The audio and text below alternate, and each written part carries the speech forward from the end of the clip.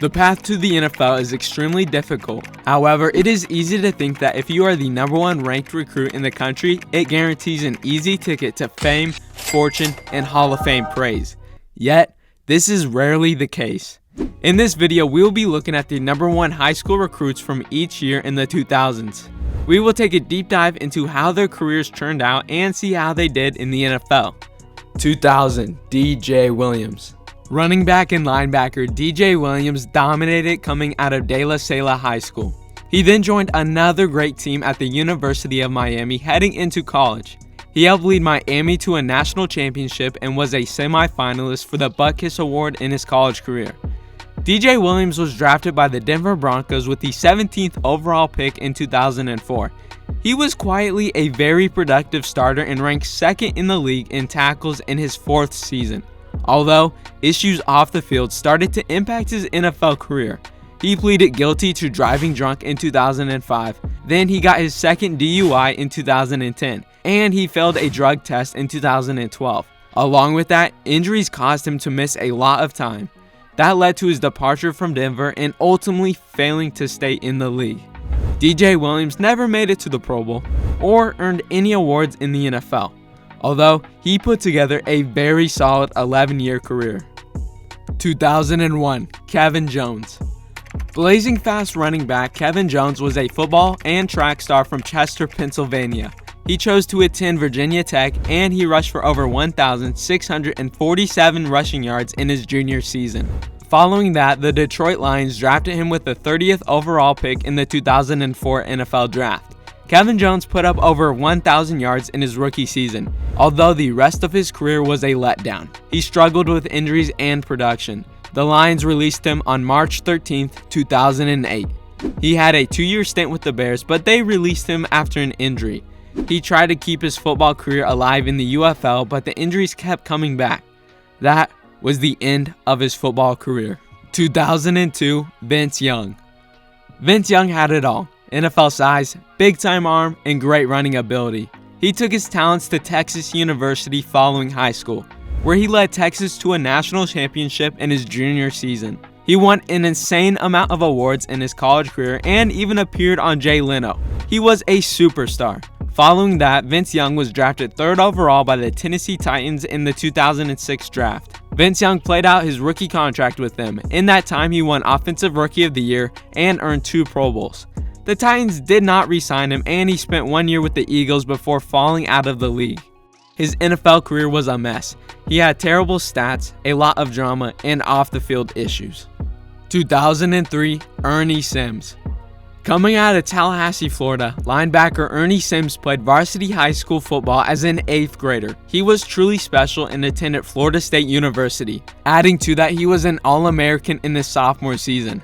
Ernie Sims decided to forego his senior year and head to the draft.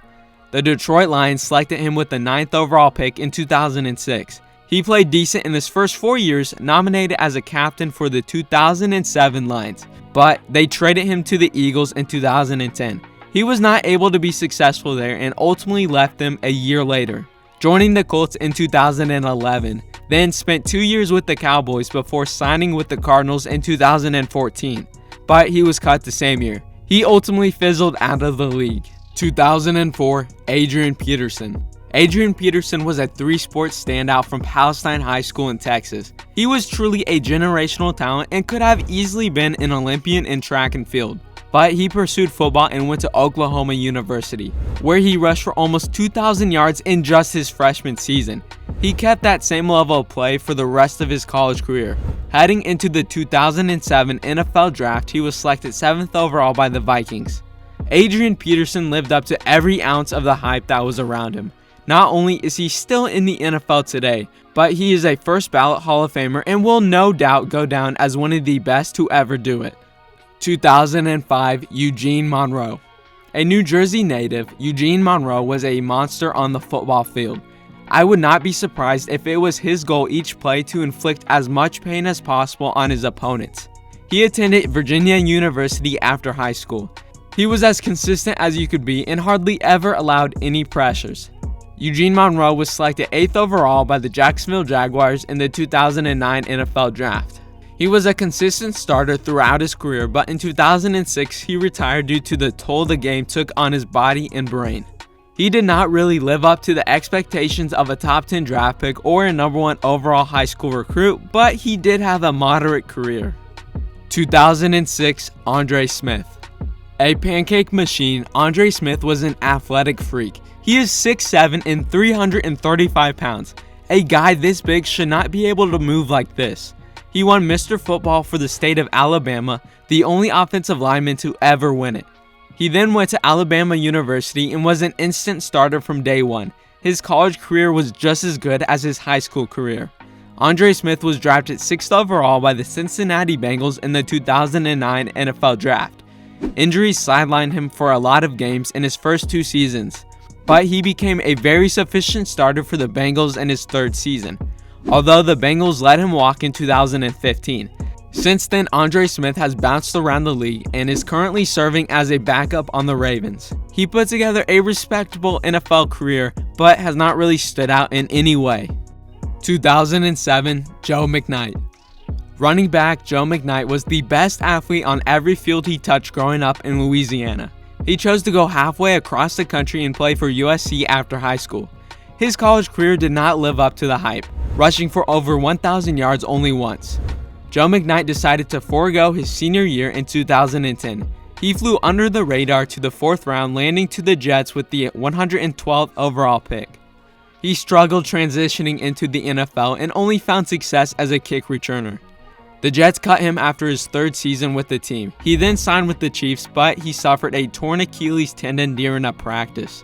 The Chiefs did not re-sign him. After that season, he spent some time in the CFL and finished the 2016 season with the Saskatchewan Roughriders. Unfortunately, Joe McKnight was fatally killed in a road rage shooting during the offseason on December 1st, 2016.